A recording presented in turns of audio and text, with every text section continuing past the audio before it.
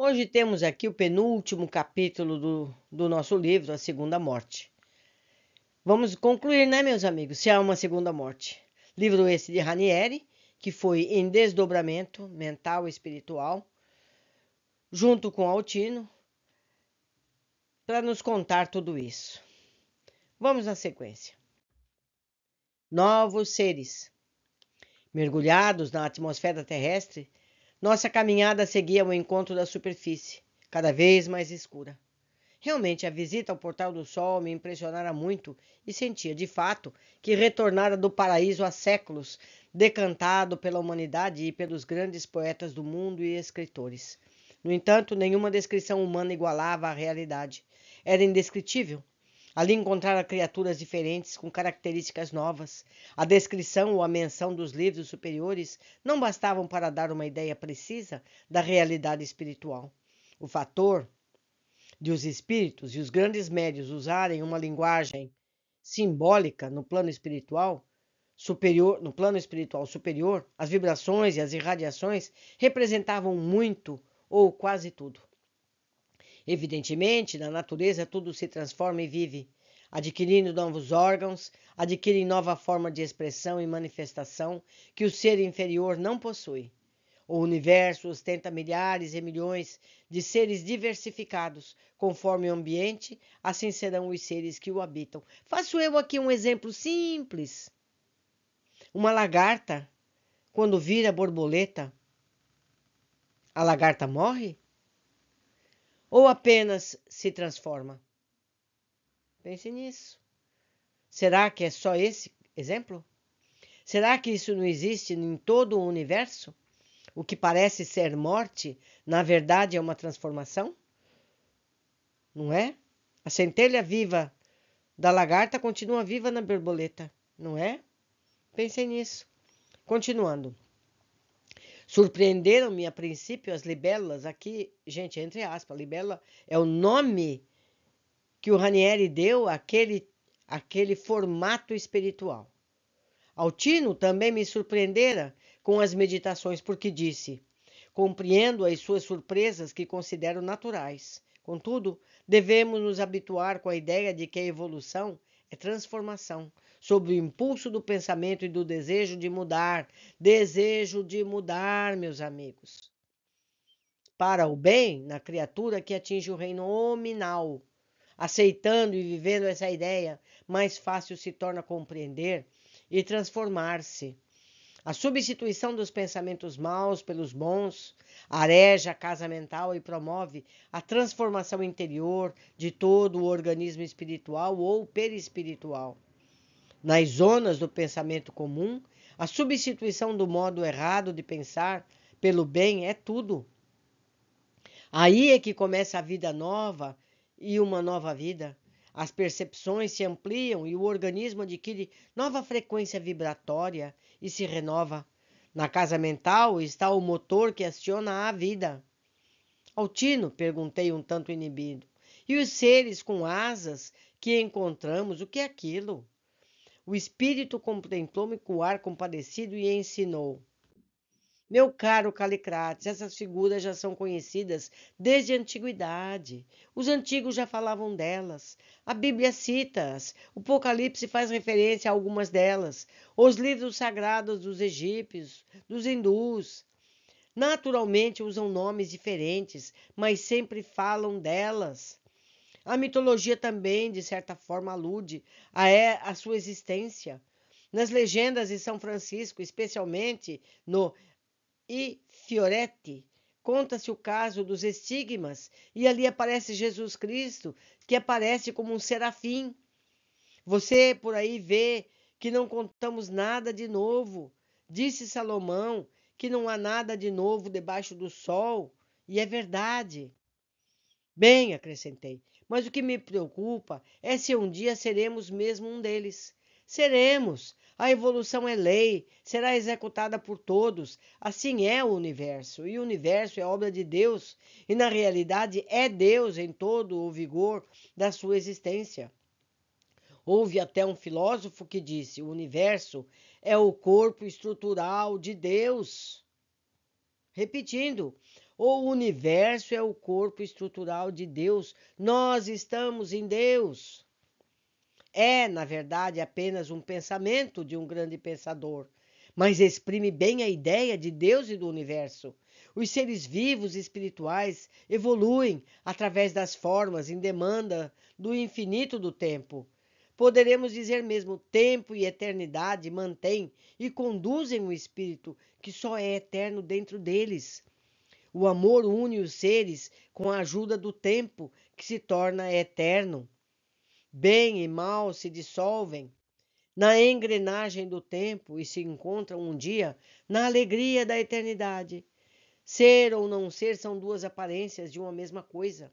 A imortalidade não é mais do que Deus em nós. E Deus em nós é a vitória do amor na chegada final de tempos e eternidade.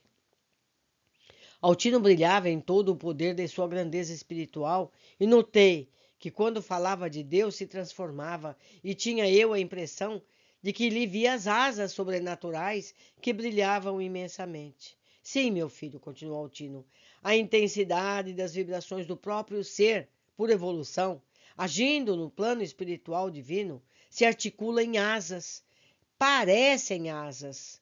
Vocês entenderam, meus amigos? Não são asas, não têm penas, não batem nas costas. Parecem asas. A libélula é uma primeira fase nesse campo e o espírito saindo da animalidade começa a se transformar. Falo eu agora. Somos animais. Olhe nosso corpo. Nós temos pelos, como têm os animais, só nos faltam os rabos. Nós somos animais biológicos. Nós temos que evoluir para o espírito. E isso se faz pouco a pouco, pensamento a pensamento, atitude a atitude. Vamos continuar com a leitura. Tão surpreso fiquei que Altino carinhosamente me esclareceu. Ninguém cresce, mesmo espiritualmente, de qualquer maneira. A natureza é universal, não é particularizada.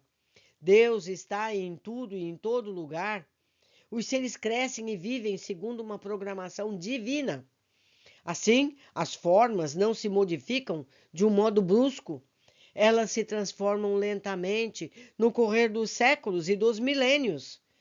Ninguém se transforma em anjo da noite para o dia, mas se transforma segundo a lei de evolução. O modo de pensar, de ser, de viver aceleram e determinam a transformação da forma. O ser que se espiritualiza e cresce com a tendência que refletem os seus ideais para cima e para o alto. O sentimento de liberar-se, o que lhe desperta as vibrações que semelham asas. Sei que você não entenderá, mas sei também que ficará gravado em sua memória integral. Ninguém estaciona na ascensão espiritual. Pode, no entanto, estacionar, se não quer melhorar. E como um livre motor, que não parasse sozinho, mas pode ser parado. O livre-arbítrio, concessão divina, é lei que equilibra o universo. Querer e não querer são impressos na consciência do ser. As leis divinas não trazem em si marca de violência. A violência é apenas um desequilíbrio, e desequilíbrio é morte, é estacionamento espiritual. O mecanismo da alma para quando somos invadidos pelo desequilíbrio. Na realidade, o mal é também somente estacionamento e desequilíbrio. Evoluir é, em verdade, equilibrar-se em si mesmo. A busca do equilíbrio e consegui-lo é evoluir e crescer para Deus, porque Deus é o centro universal do equilíbrio. Equilíbrio é o bem e desequilíbrio é o mal, é a origem de todos os males.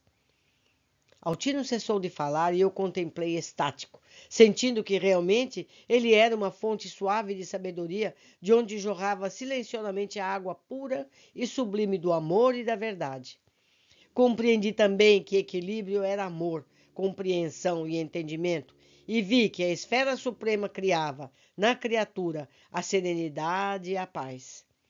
Eu ainda estava dominada pelas imagens do portal e por tudo o que vira e que me acontecera, e não conseguia afastar o pensamento daquela colônia, dos espíritos, de tudo o que vira lá.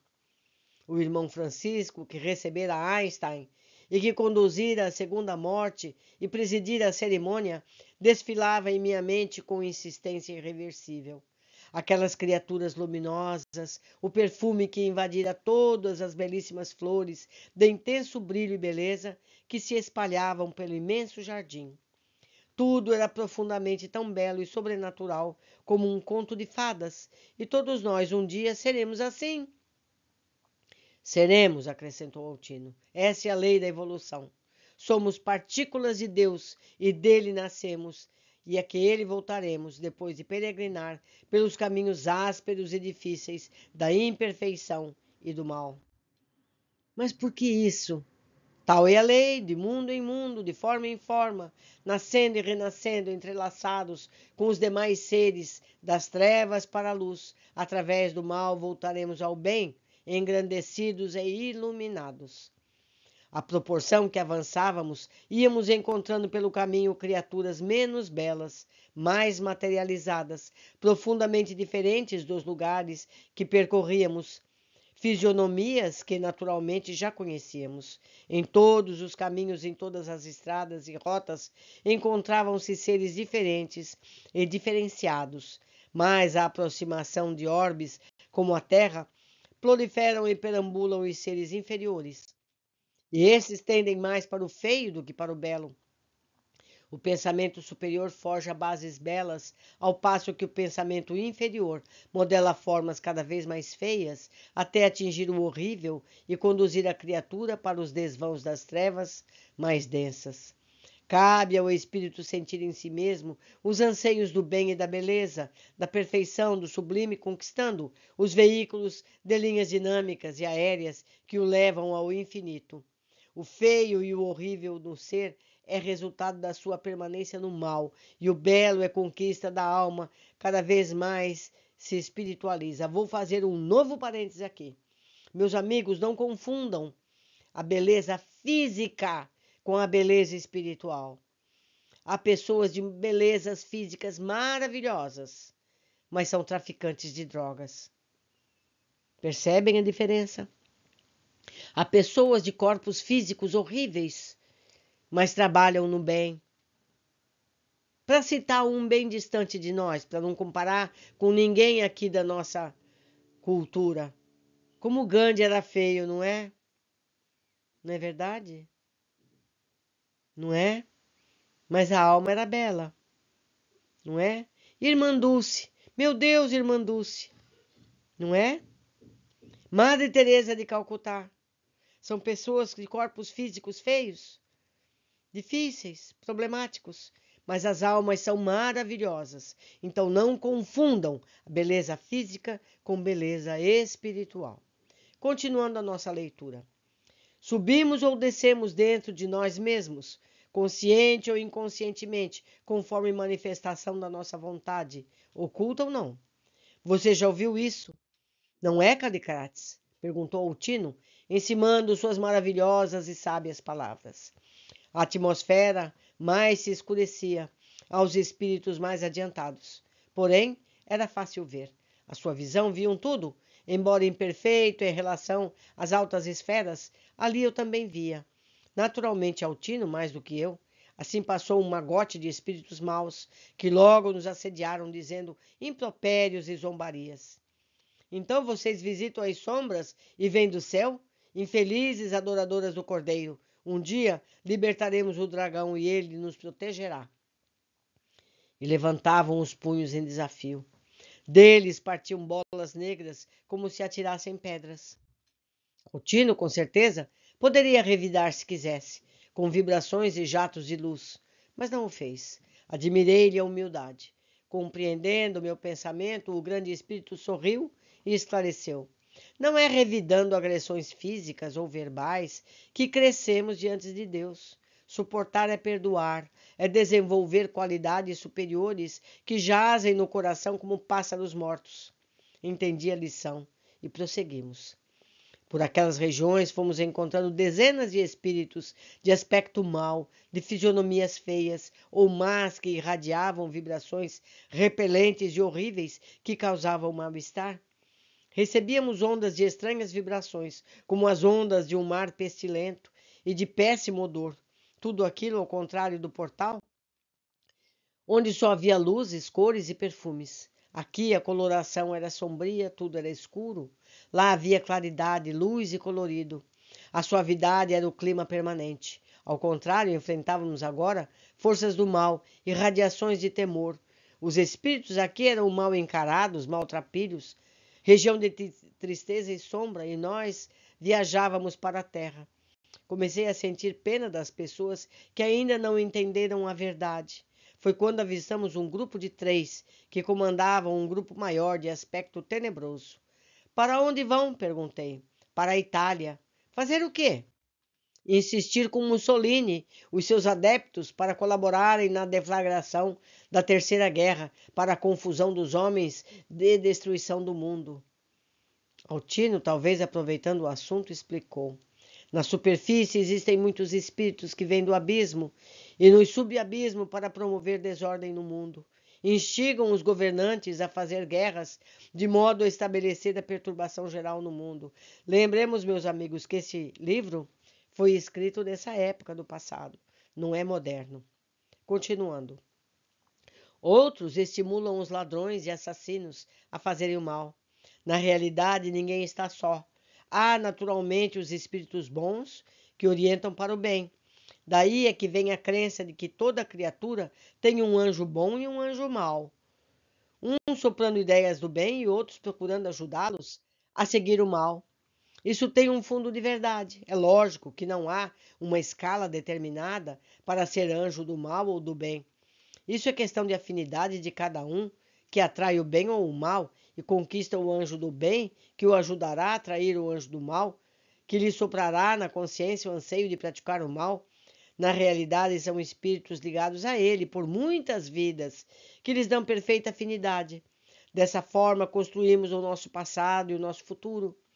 Se não for assim, iria atribuir a Deus a autoria do mal, o que é errado. Para mim, muito doce ouvir os ensinamentos do Espírito.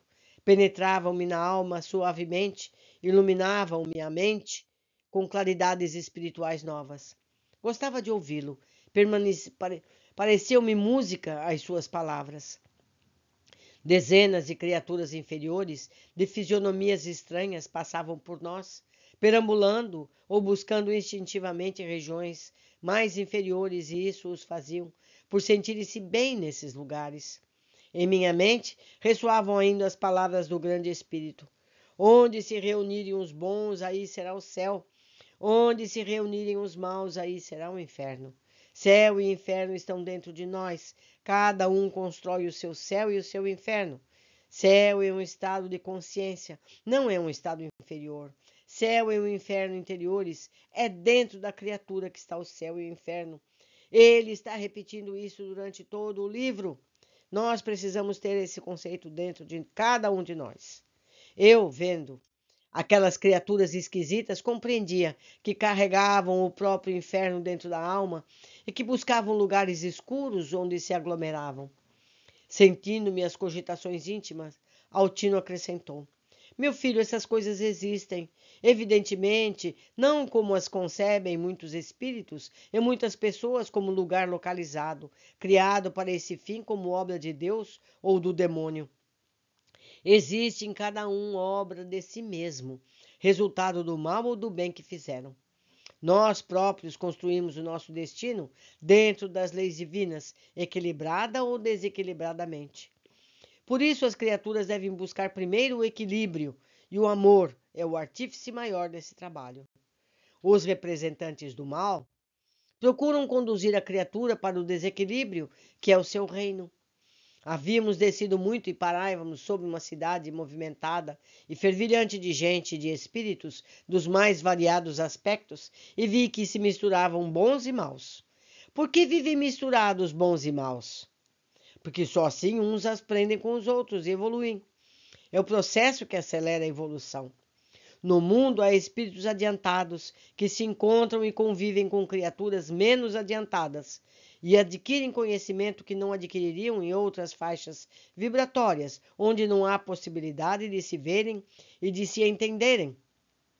Porque o superior vê e entende o inferior, mas o inferior nem sempre vê e entende o superior. Só se este quiser e estiver em condições de permitir. Na verdade, não me surpreendi, mas sabia que para muita gente isso era uma revelação. O espírito inferior vive numa vibração mais lenta e o seu veículo é sempre mais denso. O espírito superior tem vibração mais rápida e veloz e o seu veículo é mais leve. Dificilmente é visto no sentido pelos inferiores. Ou eles têm que elevar a vibração, ou o superior tem que baixar a sua. Nos dois casos não é muito fácil, embora possam fazê-lo. Esse fato obedece à lei de afinidade, que é inalterável em todos os planos. Faixas vibratórias e mundos. É a lei eterna, imodificável, inalterável, portanto. Quedei-me pensativo. O universo é assim constituído. É a vontade de Deus. Eu quero trazer um outro pensamento para vocês. Vocês devem lembrar da escola o que é o átomo, não é? Exemplo curto é, vamos dizer, uma bolinha onde rodam os elétrons, ou seja, movimento. O átomo mostra movimento. Tudo que nós aqui na Terra vivemos é constituído de átomos. Uma mesa é um conjunto de átomos. Todos esses átomos estão em movimento. No entanto, nós percebemos a mesa como parada, como fixa, imóvel, morta. Mas ela é feita de átomos em movimento. Pensem nisso, meditem. É assim que nós aprendemos. Este é o penúltimo capítulo. Eu aguardo vocês em breve para concluirmos essa leitura. Abraços!